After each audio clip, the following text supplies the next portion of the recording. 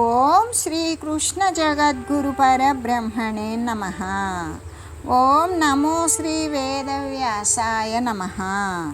ఓం మద్గురు శ్రీ పూర్ణానంద స్వామినే నమః. ఓం శుక్లాంబరధరం విష్ణుం శశివర్ణం చతుర్భుజం ప్రసన్నవదనం ధ్యాయేత్ సర్వవిఘ్నోపశాంతయే. ఓం వ్యాసాయ విష్ణురూపాయ వ్యాసరూపాయ విష్ణవే నమో వై బ్రహ్మనిధయే వాసిష్ఠాయ నమో నమః. ఓం నారాయణం నమస్కృత్య నరం చైవ నరోత్తమం దేవీం సరస్వతీం వ్యాసం తతో జయముదీరయేత్. శ్రీ భగవద్గీత కర్మయోగము. అయితే జ్ఞాని అయినటువంటి వాడు ప్రపంచమునందలి తన యొక్క దేహమునందలి సమస్త కార్యాలు కూడా ఆ అనాత్మ చేత అంటే ప్రకృతి చేత చేయబడుచు ఉన్నట్లుగా చూస్తూ ఉంటాడు కదా. ఆ గుణాలు ఏ గుణాలు అయితే ఉన్నాయో ఆ గుణాల యొక్క సంబంధాలైన కార్యాలయందు ప్రవర్తిస్తూ ఉన్నవే కానీ ఆత్మయకు తనకు వాటితో ఎలాంటి సంబంధము సంగము లేదు అనే గ్రహిస్తాడు. అలా గ్రహించిన వాడే ఆ ప్రకృతితో ఆ దృశ్యముతో సంగము అభిమానము లేకుండా ఉంటాడు. అసక్తుడై దేని పట్ల ఆసక్తి లేకుండా ఉంటాడు. ఈ ప్రపంచమును సంచరించేటప్పుడు తామరాకు మీద నీటి బొట్టులాగానే దేనితో అంటకుండా ఉంటాడు. నా సజ్జతే అంటే అంటుకొని ఉండడు. ఎలాగంటే తనంతటికి తాను చెలించేటువంటి సత్తా లేకపోయినా స్వప్నతుల్యమైనటువంటి కళతో సమానమైనటువంటి దృశ్యము చేత చైతన్యవంతుడగు జ్ఞాని ఎందుకు దానితో అభిమానాన్ని పెంచుకుంటాడు?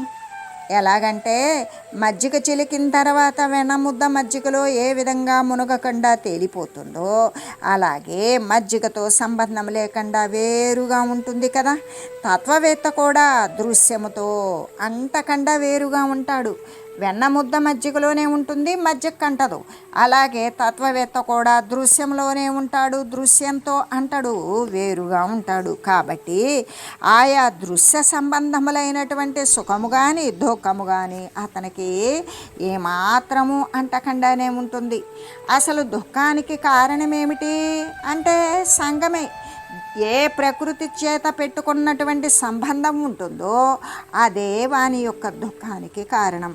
అందుకే సంబంధము నశించిందా ఇక వాడు మోక్షాన్నే పొందుతాడు అని చెబుతూ అంటే దృశ్యాల యొక్క కలయికను కూడా వదిలివేయాలి. ఈ ప్రకారమైనటువంటి ఆత్మ అనాత్మ యొక్క విచారణ చేయనటువంటి వాడు సంసారమునందే మునిగిపోతాడు కదా. ఎలాగంటే అతడు దేహమే తానని ఇంద్రియాలే తానని మనస్సే తానని భావిస్తూ వాటి యందు అభిమానాన్ని ఉంచి ఆయా ఇంద్రియ కృతకార్యాలను అన్నీ ఏ ఇంద్రియాల చేత చేయబడినటువంటి కార్యాలను చేస్తాడో అవన్నీ కూడా తానే చేశాను అని తలుస్తూ ఉంటాడు. దానితో మోహపడుతూ కోరికలను పెంచుకుంటూ వాసనలకు లోబడుతూ ఉంటాడు. కాబట్టి అటువంటి దృశ్య సంబంధమైన వస్తువులకు దేహేంద్రియాదుల మీద అభిమానాన్ని వదిలివేయాలి. అదే కదా అనాత్మ వస్తువు. ఆ అనాత్మ వస్తువులే అయినటువంటి దేహేంద్రియాల మీద ఏమాత్రము కూడా సంగము అనేది వదిలివేయాలి. ఆత్మయందే నిలుకడ కలిగి ఉండాలి. దుఃఖానికి మరి దుఃఖాన్ని దూరం చేసుకోవడానికి ఇదొక్కటే కదా మార్గము, ఉపాయము. సంసార చక్రము నుండి తప్పించుకోవడానికి కూడా కీలకమైనటువంటిది ఇదే అని చెబుతూ ఆత్మానాత్మ వివేకము కలిగిన వాడు అవడము చేత అసత్యమైనది మరి అనిత్యమైనది అనాత్మ, సత్యమైనది శాశ్వతమైనది ఆత్మ అనే వివేకము కలిగిన వాడే అవడము చేత అతడు ఆయా గుణాలను అంటే ఆయా ఇంద్రియాలను ఆ కార్యాలయందు ప్రవర్తిస్తూ ఉన్నవే కానీ ఆ ఇంద్రియాలు కానీ ఆత్మయగు తానేమీ చేయడం లేదు అని నిశ్చయిస్తాడు. అలా నిశ్చయించినటువంటి కార్యాలయందే సంఘవర్జితుడై ఏమాత్రము కూడా సంబంధాన్ని వదిలివేసి మెలుకుతూ ఉంటాడు తత్వవేత్త అయినటువంటి వాడు తాను చేసేటువంటి కర్మల పట్ల.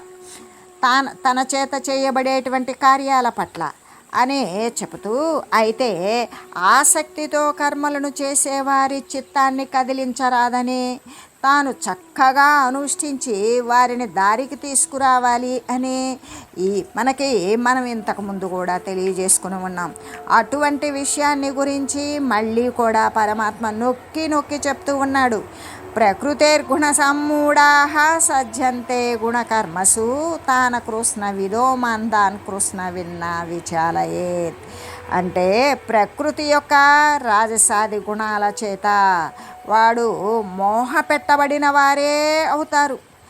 దేహేంద్రియాదుల యొక్క క్రియల యందు ఆసక్తులై వర్తిస్తూ ఉంటారు. అటువంటి కర్మల పట్ల సంబంధాన్ని పెంచుకొని, కర్మల పట్ల ఆసక్తి కలిగి కర్మసంగులకు అల్పజ్ఞులను, మందమతులను, మరి ఆత్మజ్ఞుడైన వాడు సర్వజ్ఞుడైనటువంటి జ్ఞాని ఏమాత్రము కూడా చెలింపజేయకూడదు. ఆ కర్మలు కూడా మానునట్లు చేయరాదు కదా అనే చెబుతూ, ఎలాగంటే మనకి అదే ముందు నబుద్ధి భేదం జనయేదజ్ఞానం కర్మ సంఘినాం జోషయేత్ సర్వకర్మాణి విద్వాన్యుక్త సమాచరన్ అని మనం ముందుగా తెలియజేసుకుని ఉన్నాం.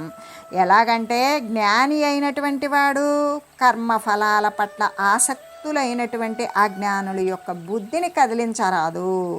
తాను యోగముతో కూడుకొని యోగయుక్తుడై నేర్పుగా సమస్త కర్మలను ఆచరిస్తూ కూడా ఉంటూ, అలా ఆచరిస్తూ ఉంటే తన యొక్క ఆచరణను చూచి వారు కూడా ఆ ప్రకారం అనుష్ఠించేటట్లు చేయాలి. కానీ నువ్వు చేసేది తప్పు అనేటువంటి విషయాల చేత వాణ్ణి ఏమాత్రమూ ఆటంకపరచకూడదు. వాని యొక్క కర్మలు మానునట్లుగా కూడా చేయరాదు అనే చెబుతూ, ఎలాగంటే ప్రకృతి యొక్క రాజసాది గుణాల చేత ఈ ప్రకృతి సంబంధమైనటువంటిదే రాజసగుణం, తామసగుణం. ఈ తామస రాజసాల యొక్క కలయిక చేత మోహ పెట్టబడినటువంటి వారే, అంటే వాటి యొక్క ఆ వస్తువుల చేత ఇష్టపడినటువంటి వారే ఈ దేహము, ఇంద్రియాల యొక్క క్రియలందు, అంటే ఏ గుణాలతో కూడుకున్నటువంటివో ఇంద్రియాలు, ఆ ఇంద్రియాల చేత చేయబడేటువంటి క్రియలయందు ఆసక్తులై వర్తించేటువంటి దాని పట్ల అనురాగము కలిగి, కోరిక కలిగి వర్తించేటువంటి వారు కర్మతో సంబంధాన్ని పెంచుకోవడమే కదా. అటువంటి సంగులైనటువంటి కర్మతో సంగత్వాన్ని ఉంచుకొని కర్మ పట్ల ఆసక్తిని కలిగి మరి ఉండేటువంటి కర్మ సంగులకు అల్పజ్ఞులను వాడు ఎటువంటి వాడు అంటే దైహికమైనటువంటి క్రియల చేత సంతోషపడుతూ అదే సత్యమని భావిస్తూ ఉంటాడు. అటువంటి అల్పజ్ఞులను, మందమతులను ఆత్మజ్ఞుడగు జ్ఞాని అంటే ఎవడైతే ఆత్మతత్వంతో నిండి ఉంటాడో, యోగయుక్తుడై ఉంటాడో ఆ జ్ఞాని ఏమాత్రం వాణ్ణి చెలింపజేయడం అంటే కర్మలు మానునట్లుగా ఏమాత్రము చేయకూడదు అని చెబుతూ, ఎలాగంటే ఆత్మజ్ఞులకు మహనీయులు అన్నప్పుడు కర్మల యందు ఆసక్తులై ఉన్నటువంటి ఆత్మజ్ఞులు అంటే ఆ పరమాత్మతత్వమునందు స్థిరపడినటువంటి మహనీయులు. వారు కర్మల పట్ల ఆసక్తి కలిగి ఉన్నటువంటి, అంటే ఫలాదులను కోరుట ద్వారా ఒక క్రియను చేస్తూ ఉన్నామా, ఆ క్రియ యొక్క విలువెంత, అది ఎంతసేపు చేయాలి, దానికి వచ్చేటువంటి ఫలితమేమి, ఫలితం రాకుంటే నా సమయం వృధా కదా అనేటువంటి. అయితే ఇక్కడ మనం ఏ క్రియల గురించి చెప్పుకుంటున్నాం అంటే దేహ పోషణార్థం వచ్చేటువంటిది, దేహాన్ని సత్యమని నమ్మేటువంటిది, దేహ పోషణార్థం చేసేటువంటి ప్రతిక్రియకు కూడా అంటే సత్కర్మలు. నేను పుణ్యం చేస్తూ ఉన్నాను, ఈ పుణ్యానికి ఎంత ఫలితం ఉంటుంది, నేను దానాలు చేస్తున్నాను, నేను తోటకూర దానం చేస్తే నేను మహారాజును అవ్వాలి, నేను గుమ్మడికాయలు దానం చేస్తే కొండంత బంగారం నాకు ప్రాప్తించాలి. ఈ విధమైన సత్కర్మలను అనుసరిస్తూ కూడా వాటి పట్ల ఫలితాలను, అంటే నేను చేసినటువంటి కార్యం ద్వారా నేను పొందేటువంటి ఫలితమేమి అని వాటి పట్ల ఫలాదులను కోరుట ద్వారా కూడా కర్తృత్వ బుద్ధి అంటే ఈ కర్మ నా చేత మాత్రమే చేయబడుతుంది, నేనే ఈ కర్మ యొక్క కర్తను అని ఈ కర్తృత్వ బుద్ధి కలిగి ఉండడం ద్వారా కూడా శక్తులై ఉన్నట్టే ఎవడైతే దాని పట్ల సంబంధము కలిగి ఉన్నాడో అటువంటి అజ్ఞానుల మనస్సుని చెడగొట్టవద్దు. అలా చెడగొట్టకుండా తమదైనటువంటి అంటే మహనీయులు ఆత్మజ్ఞులైన మహనీయులు యొక్క ఉన్నతమైన ఆచరణ ద్వారా వారికి కూడా తమ దారికి మెల్లగా తీసుకుని రావాలి. ఎందుకు అంటే ఇది ఒక కార్యము ఒక కర్మ అన్నప్పుడు కోరినా కోరకపోయినా దాని సంబంధమైనటువంటి ఫలితం వచ్చే తీరుతుంది. మనం కోరితే అది ఎలా ఉంటుంది, పరిమితంగా ఉంటుంది. అదే దైవం సంప్రాప్తింపజేస్తే అపారవారంగా ఉంటుంది, పరిధి దాటి ఉంటుంది. పరిమితి అనేది కాదు, అపరిమితంగా ఉంటుంది. అందుకే ఏ కార్యాన్ని చేసినా అది ఈశ్వరార్పణ బుద్ధితో చేసినప్పుడు మరి ఈశ్వరునికి అర్పణ చేసేటువంటి బుద్ధి ద్వారా వాడు ఎటువంటి ఫలితాన్ని కూడా కోరలేదు. అప్పుడు ఈశ్వరుడు అనుగ్రహించినప్పుడు అపారవారమైనటువంటి జ్ఞాన సంపద అన్నీ ఏది పొందితే ఇంకా పొందవలసినది ఉండదో అటువంటి మోక్షతత్వము ఇచ్చేటువంటి శక్తి కలిగినటువంటిది ఉన్నతమైనటువంటి ఆచరణ. కాబట్టి ఆ ఉన్నతాచరణ ద్వారా వారిని కూడా ఎవరైతే ఈ పుణ్యాల కోసం చేస్తూ ఫలితాలను ఆశిస్తారో అటువంటి వారిని కర్మలు మానేటట్లు చేయకుండా ఈ యొక్క ఆత్మజ్ఞులైనటువంటి తత్వజ్ఞులైనటువంటి మహనీయులు ఏమి చేయాలి, తను చేసేటువంటి ఉన్నత ఆచరణ మాని వారిని కదిలించకూడదు.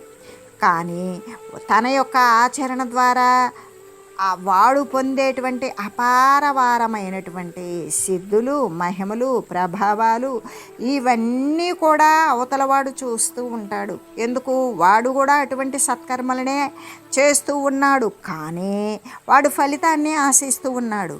తత్వజ్ఞుడైనటువంటి మహనీయుడైతే ఫలితాన్ని ఆశించడు. అటువంటి పరోపకార బుద్ధి చేత ఇతరులకు ఉపయోగపడే కార్యాలు, దైవిక సంబంధమైన కార్యాలు ఏ కార్యాన్ని చేయవలసి వచ్చినా కూడా పరమాత్మార్పణమస్తు అన్నట్లుగానే చేస్తూ ఉన్నాడు. కానీ తన యొక్క కర్తవ్యం కానీ తాను కర్తవ్యముగా భావిస్తాడే కానీ ఎటువంటి కర్తృత్వ భోక్తృత్వాదులు కూడా సర్వము కూడా పరమాత్మకు అర్పించి చేసేటువంటి వాడికి ఇక ఎటువంటి అపారవారమైనటువంటి మరి పెన్నిది లభిస్తుంది అంటే ఇంకా వానికి కోరిక అనేది పుట్టడానికి వీలు లేకుండా ఆ కోరికలకు సంబంధించినటువంటి దేహాలే ఉత్పన్నం కాకుండా ఉండేటువంటి నిర్వాణ స్థితినే పొందింపజేస్తుంది పరమాత్మ తత్వం. అందుకే ఈ ఉన్నతమైన మహనీయుల యొక్క ఉన్నతమైన ఆచరణ ద్వారా వారిని కూడా తమ దారికి మెల్లగా తీసుకురావచ్చు. తాము ఆచరించి అంటే మహనీయులైనటువంటి వారు ఏ ఉన్నతమైన ఉత్తమమైనటువంటి క్రియను ఆచరిస్తూ ఉన్నారో తమదైనటువంటి నిష్కామ ఆచరణ చేత కోరిక లేకుండా చేయబడేటువంటి కర్మని ఆచరించడం ద్వారా క్రమంగా వారికి ప్రోత్సాహాన్ని కలుగజేయాలి. ఈ విధంగా కోరిక ద్వారా ఫలితం స్వల్పమవుతుంది, వాసన పెళ్ళు బిక్కుతుంది, అది సంస్కారంగా మారి అనేక శరీరాలను కలిగించడానికి కారకమవుతుంది. కాబట్టి నిష్కామము ఏ కోరిక లేకపోతే ఇంకా శరీరం అవసరం లేదు. ఎందుకు, సామాను ఉన్నటువంటి వానికే ఇల్లు అవసరం. ఆ సామాను పెట్టుకొని ఆ ఇంట్లో వాని జీవనం కొనసాగిస్తాడు. అలాగే కోరికలే లేనటువంటి వానికి శరీరం అవసరం లేదు కదా, కాబట్టి వాడు నిర్వాణ తత్వాన్ని పొందుతాడు. ఆ విధంగా నిష్కామం యొక్క అంటే కోరిక లేకుండా చేయబడేటువంటి కర్మ ఆచరణ చేత క్రమంగా కూడా వారికి ప్రోత్సాహాన్ని కలగజేయాలి. తమ యొక్క సన్నిధి అందున్నటువంటి ఆ పెద్దల యొక్క అంటే తమ సమీపంలో తమ సన్నిధానమునందే ఉన్నటువంటి ఆ పెద్దల యొక్క నిష్కల్మష ప్రవర్తనాన్ని నిస్సంగ వ్యవహారాన్ని కూడా చూచి అంటే వారు ఏ ఆశ్రమాలను ఆశ్రయించుకొని ఉంటారు, పుణ్యకార్యాలు దాన కార్యాలు వ్రతాలు యజ్ఞాలు యాగాలు ఇవన్నీ కూడా కార్యాలు చేస్తూ ఉంటారు. కానీ ప్రతి కార్యం ద్వారా కూడా వారు ఫలితాన్ని మానసికంగా కోరుతూ సంకల్పించుకొని ఉంటారు. అటువంటిది ఆ సంగత్వం అనేది వదిలేసేటట్లుగా చేయాలి. అంతేకాదు వారు ఏ ఆశ్రమాలను ఆశ్రయించుకొని ఉన్నారో ఆ ఆశ్రమంలో ఉన్నటువంటి మహనీయులైనటువంటి వారు ఏం చేస్తారు అంటే వారి నిష్కల్మష ప్రవర్తనము, వారికి ఎటువంటి కల్మషాలు, కోరికలు, దోషాలు, కాలుష్యాలు అనేటువంటివి అంటవు. ఎందుకు? వానికి ఏ కోరిక లేదు అక్కడ. అంతేకాదు దేని పట్ల కూడా వాళ్ళు సంబంధాన్ని పెంచుకొని సంగముతో ఆసక్తితో కూడుకొని వ్యవహారాలను చెయ్యరు. దేనితో వ్యవహారాలన్నీ చేస్తూనే ఉంటారు, కానీ దేని పట్ల కూడా వాడికి సంగం ఉండదు, దేనితో సంబంధం ఉండదు. ఆ విధంగా సర్వము పరబ్రహ్మ స్వరూపంగా చూచి వారు చేసేటువంటి వ్యవహారాన్ని కూడా చూసినటువంటి వారు క్రమంగా ఆ సన్మార్గాన్ని అనుసరించేటువంటి వారే కాగలుగుతారు అని చెబుతూ, అంతేకాదు ఆకృష్ణవీత్ అంటే గుణకర్మలయందు ఏ యొక్క ఇంద్రియాల యొక్క కర్మలయందు కానీ దృశ్య పదార్థాల యొక్క అభిమానము, సంగము కలిగినటువంటి వారిని అల్పజ్ఞులు అని భగవానుడు చెప్పి ఉన్నారు కదా. ఏ విధంగా అంటే గుణకర్మలందు, ఇంద్రియాల చేత చేయబడేటువంటి కర్మలయందు, మరి దృశ్యమాన జగత్తులో ఉన్నటువంటి పదార్థాల పట్ల ఎవడైతే కోరికను, అనురక్తిని, అనురాగాన్ని పెంచుకొని అభిమానపడుతూ ఉంటాడో దాని పట్ల సంబంధం కలిగినటువంటి వారిని అల్పజ్ఞులే అని భగవానుడు తెలియజేసి ఉన్నారు. వారు ఎంతటి ప్రాపంచక సంబంధమైన విద్యా వైదుష్యం కలిగి ఉన్నప్పటికీ కూడా, అంటే వారు ఈ పంచభూత సమ్మిశ్రితమైనటువంటి ఈ ప్రకృతిలో ఎన్నో పాండిత్యాలు, శాస్త్రాలు అధ్యయనం చేసి ఉన్నప్పటికీ కూడా, ఎంతో పాండిత్యాన్ని సంపాదించినప్పటికీ కూడా, గొప్ప పండితులైనప్పటికీ కూడా ప్రకృతికి, ఇంద్రియ విషయాలకు వాళ్ళు దాసులే అయి ఉన్నారు కదా. కాబట్టి వాళ్ళు అల్పజ్ఞులే అయి ఉన్నారు. వాళ్ళ యొక్క విద్యా వైదుష్యం అనేటువంటిది వారు శారీరక మాత్రమే అవుతుంది.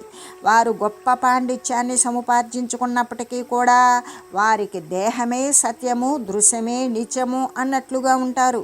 అంతేకాదు ప్రకృతికి, ఇంద్రియ విషయాలకు కూడా వాళ్ళు దాసులై ఉన్నారు. ఎంత శాస్త్రాధ్యయనాలు, పాండితి ప్రకర్షలు మరి సల్పినప్పటికీ కూడా, ఎంతో విద్యా ప్రావీణ్యత గడించినప్పటికీ కూడా, ఏదైనా పంచభౌతిక నిర్మితమైనటువంటి ఈ శరీరాలు సత్యమని భావిస్తూ ఈ ప్రాపంచక సంబంధమైన విషయాలకు దాసులై ఉన్నారు. కాబట్టి ఇంద్రియ విషయాలకు వారు అల్పజ్ఞులే అని చెబుతూ ఇంకా కూడా మందాన్ అని కూడా చెప్పారు. అలా చెప్పడం ఏంటి అంటే పెద్దల యొక్క దృష్టిలో కానీ, భగవంతుని యొక్క దృష్టిలో కానీ వారు మందమతులే. ఎందుకు?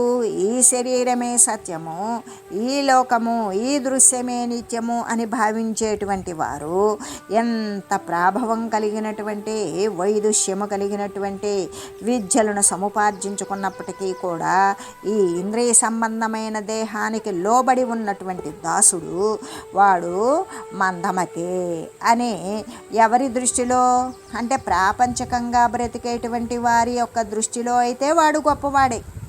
ఎందుకు? వాడు గొప్ప వైద్యుడనో లేకపోతే గొప్ప ఇంజనీరనో, ప్రజలకు సేవ చేస్తున్నాడనో, వాడు మహా చక్కగా పాలన చేస్తున్నాడనో, మంచిగా అందరినీ ఆదరిస్తున్నాడనో, మరి దీనజనులను ఉద్ధరిస్తున్నాడనో, పుణ్యకార్యాలయందు ప్రఖ్యాతిగాంచాడనో, ఇలా రకరకాలుగా ఎన్నో ఉన్నా, ఏది ఉన్నప్పటికీ కూడా ప్రపంచము అంటే వచ్చిపోయేటువంటి మార్పులు కలిగిన స్థితి. దానితో తయారైనటువంటివే ఈ దేహాలు. ఈ దేహమే సత్యము అని భావించినప్పుడు ఈ ప్రపంచమంతా కూడా ప్రకృతి సంబంధమే కదా. ఈ ప్రకృతి యందు ఈ ఇంద్రియాలకు ప్రకృతి జన్యములైనటువంటి, ప్రకృతి నుండి ఉత్పన్నమైనటువంటి ఈ విషయాలకు వాళ్ళు దాసులై ఉన్నారు. కాబట్టి వారు అల్పజ్ఞులే అయి ఉన్నారు. అంతేకాదు ఇంకా పెద్దల దృష్టిలో, భగవంతుని దృష్టిలో కూడా వారు మందమతులే. ఎందుకు? వారి యొక్క మతి మందత్వంతో ఉన్నది, సునిశ్చితంగా వ్యవహరించడం లేదు. సర్వవ్యాపకమైన సత్య పదార్థాన్ని వదిలేసి వచ్చిపోయేటువంటి పరిమితికి లోనైనా మరి పరిచ్ఛిన్న వస్తువుల పట్ల ఆసక్తి కలిగి అదే గొప్ప, అదే ఎక్కువ అని భావించి అదే సత్యమని భ్రమపడుతూ ఉండేటువంటి వారు మరి సత్యాన్ని ఎరిగినటువంటి పెద్దల దృష్టిలో వారు మందమతులే. అంతేకాదు పరమాత్ముని దృష్టిలో కూడా వారు మందమతులే అయి ఉన్నారు కదా. కాబట్టి గుణ సంఘాన్ని, గుణం యొక్క సంఘాన్ని, గుణము అంటే ఇంద్రియాలు, ఇంద్రియాలు అంటే గుణాలు. ఈ గుణము అంటే ఏ సత్వము రజస్సు కలిసి ఉన్నదో, ఆ రజస్సు తమస్సు కలిసి ఉన్నదో, ఈ మూడు కూడా కోటాను కోట్ల మరి రకరకాల విషయాలకు లోబడి ఉంటాయి. కాబట్టి ఈ మూడు గుణాల యొక్క కలయికే ప్రపంచము. ఈ ప్రపంచము, ఈ ప్రకృతి కూడా ఈ మూడు గుణాలకు లోబడి ఉన్నది. కాబట్టి ఇది గుణాలతో సంబంధము కలిగి ఉన్నది. కాబట్టి ప్రకృతి దాసత్వాన్ని వదిలివేయాలి. ఎవడైతే గుణాలకు లోబడి ఉన్నాడో, గుణాలతో సంబంధము కలిగి ఉన్నాడో, ఇంద్రియాలతో సంబంధము కలిగి ఉన్నాడో, ప్రకృతికి దాసత్వము చేస్తూ ఉన్నాడు. ఇది లేకపోతే నేను లేను అని భావించేటువంటి వాడు, ప్రకృతి సంబంధమైన వస్తువులు లభించకపోతే తాను లేదు అని భ్రమించేటువంటి వాడు, అసలు తాను పరమాత్మ వస్తువని వానికి తెలియక ప్రకృతితో ఉత్పన్నమైన దేహేంద్రియాలు తానని భ్రమించేటువంటి వాడు, ప్రకృతి నుండి వచ్చేటువంటి ప్రతి పదార్థం కూడా అది లేకపోతే నేను లేను అని ప్రకృతికి దాసత్వాన్ని చేసేటువంటి వాడు, దానిని వదిలివేసి ఇక సర్వవేత్త అంటే కృష్ణవిత్తు, సర్వవేత్త కావాలే. కానీ సర్వవేత్త అంటే వాటిని అంటి పెట్టుకొని ఉండేటువంటి మందమతుడు అనిపించుకోకూడదు కదా. ఆ కృష్ణవిత్తు అంటే వాడు మందమతి అని మాత్రం అనిపించుకోకూడదు. కృష్ణవిత్తు అంటే దేనిని తెలుసుకుంటే సమస్తము తెలియబడింది అవుతూ ఉన్నదో, అందుకే మనకి ఏ విధంగా అంటే యస్మిన్ విజ్ఞాతే సర్వమిదం విజ్ఞాతం భవతి. అటువంటిది అంటే దేనిని తెలుసుకుంటే సమస్తము తెలియబడుతూ ఉంటుందో అటువంటి ఆత్మను తెలియడమే కదా సర్వజ్ఞత్వము అనేటువంటిది. మనం ఏ సత్య వస్తువుని తెలుసుకుంటే సమస్తము తెలియబడినటువంటిదే సర్వజ్ఞత్వం అంటే సర్వాన్ని ఎరిగి ఉండడం. అటువంటిది దానినే ఏమని చెప్తాము సంస్కృతంలో అయితే యస్మిన్ విజ్ఞాతే సర్వమిదం విజ్ఞాతం భవతి. అటువంటిది ఏది తెలియబడితే సమస్తము తెలియబడితే అవుతుందో అది అటువంటి ఆత్మను తెలియడమే కదా సర్వాన్ని తెలియడము అవుతుంది. అదే సర్వజ్ఞత్వము. దానిని తెలియవాడే కృష్ణవిదుడు, దానిని ఎరిగేటువంటి వాడే కృష్ణవిదుడు. సమస్త బ్రహ్మాండాలకు కూడా మూలాధారమైనటువంటి బ్రహ్మ అంటే ఆత్మవస్తువే కదా. సమస్త బ్రహ్మాండాలకు అన్నప్పుడు ఈ 7 లోకాలు 14 భువనాలు అని చెప్తాం. అటువంటి సమస్తమైనటువంటి అండపిండ బ్రహ్మాండాలకు కూడా మూలాధారమైనటువంటి బ్రహ్మ వస్తువు. బ్రహ్మము అంటే పరబ్రహ్మ వస్తువు, పరమాత్మ వస్తువు. ఆ ఆత్మ వస్తువుని ఎవరైతే ఎరిగి ఉన్నారో అంతా కూడా తెలుసుకున్నబడినదే అవుతుంది. పరమాత్మని ఎరిగితే సర్వేక సమస్తము కూడా తెలియబడినదే అవుతుంది. లేదు పరమాత్మ కాకుండా ప్రకృతిని ఎరిగితే వాడు అనేక జన్మ పరంపరలు కొనసాగిస్తూ కూడా వాడు తెలుసుకోవలసింది మిక్కుటంగా ఇంకా మిగిలే ఉంటుంది. ఎందుకు? అది ఒక మహాతృష్ణ, అది ఒక అంతులేని ఆశ. అటువంటి దానికి ఏనాడు తృప్తి. ఇక్కడ ఇది ముగింపు వాచకము అని చెప్పడానికి లేదు. కాబట్టి ఏదైతే పతాక స్థాయిలో అధిష్టాన వస్తువైనా సర్వము తానే అయ్యుండి ఆ యొక్క పరమాత్మ వస్తువుతో ఏది సమానమైనది రెండవ వస్తువు లేనిది అయినటువంటి ఏ బ్రహ్మ వస్తువు, పరబ్రహ్మ వస్తువు, ఆత్మతత్వాన్ని అనే వస్తువుని, ఆత్మ వస్తువుని ఎరిగినట్లయితే అంతా తెలుసుకొనబడినది అయింది. ఇంకా వాడికి పొందవలసింది, చెందవలసింది, కోరవలసింది ఇంకా మరొకటి ఏదీ ఉండదు. కాబట్టే మహనీయులైనటువంటి ఋషులు మునులు మొట్టమొదట తమ తమ హృదయాలను శోధించుకుంటారు. అలా హృదయాన్ని శోధించుకొని గుణ సంబంధమైన ప్రకృతి సంబంధమైన ఇంద్రియాలను జయించి వేస్తారు. అంటే ఇంద్రియాలను నిగ్రహించుకుంటారు. ఇలాగా ప్రకృతిని స్వాధీనం చేసుకుంటారు. ఎప్పుడైతే ఇంద్రియాలు నిగ్రహించబడినవో ప్రకృతి కూడా స్వాధీనమైపోతుంది. అటువంటి స్వాధీనపడినటువంటి ప్రకృతి చేత ఆత్మానుభవాన్ని పొందుతాడు. అలా ఆత్మానుభవాన్ని అంటే ఆత్మ అనేటువంటి తత్వాన్ని అనుభవ సిద్ధి పొందడం ద్వారా వారు కృష్ణ విధులు అంటే సర్వము తెలిసినటువంటి వారు సర్వజ్ఞులు కాగలిగారు. కాబట్టి అదే కదా జన్మ సార్థకత్వానికి శరీరం వచ్చినందుకు సార్థకత్వం ఏమిటి అంటే తనదైనటువంటి స్థానాన్ని తెలుసుకొని తన స్థానాన్ని తాను నిలబడి ఉండుట. అయితే తన యొక్క స్థానం ఇది అని తెలియనప్పుడు ప్రకృతి సంబంధమైనటువంటి విషయాల పట్ల తాను కాని వస్తువును తానని భ్రమిస్తూ దేహాన్ని తనది కాని ప్రకృతిని తనది అని భ్రమపడటం అనేటువంటిది ఉంటుందే, అదైతే జన్మించినా కూడా నిరర్ధకమే. అటువంటి వాని యొక్క జన్మ అనేటువంటిది ప్రయోజనరహితం అని చెబుతూ అయితే మొట్టమొదట ఏ విధంగా అంటే తన యొక్క ఇంద్రియాలను జయించుకుంటాడు, ప్రకృతిని స్వాధీనం చేసుకుంటాడు, ఆత్మానుభవాన్ని పొందుతాడు. ఆ పొందినటువంటి వారు ఎవరైతే ఉన్నారో వారే సర్వం తెలిసినటువంటి సర్వజ్ఞులు అయ్యారు. అదే కదా వాడు మానవ దేహాన్ని ధరించినందుకు ఏకైక జన్మ సార్థకత్వము. అంటే మా అంటే అజ్ఞానము, నా అంటే లేకుండా, వా అంటే వర్తించేటువంటిదే మానవ. అటువంటి అమూల్యమైన అపురూపమైన రాక వచ్చినటువంటి ఒక సువర్ణ అవకాశమే మానవ దేహం. ఎందుకు? జ్ఞానాన్ని పొందడం కోసం, ఆ జ్ఞానంతో మరొక దేహాన్ని పొందకుండా ఉండడం కోసం. అటువంటి మానవ శరీరాన్ని ధరించి ఈ విధంగా సర్వజ్ఞత్వాన్ని పొందాలి. అలా పొందకపోతే వాని యొక్క జన్మ నిరర్ధకమే. ఒకవేళ పొందాడా జన్మ సార్థకత్వానికి ఏకైక మార్గము శాంతికి సుఖానికి కూడా ఉపాయము అని తెలియజేస్తూ ఓం మంగళం పావన గీతామాత జయ మంగళం భక్తజనావణి బంధ విమోచనే భవభయహారిణి భవ్యదాయిని మంగళం.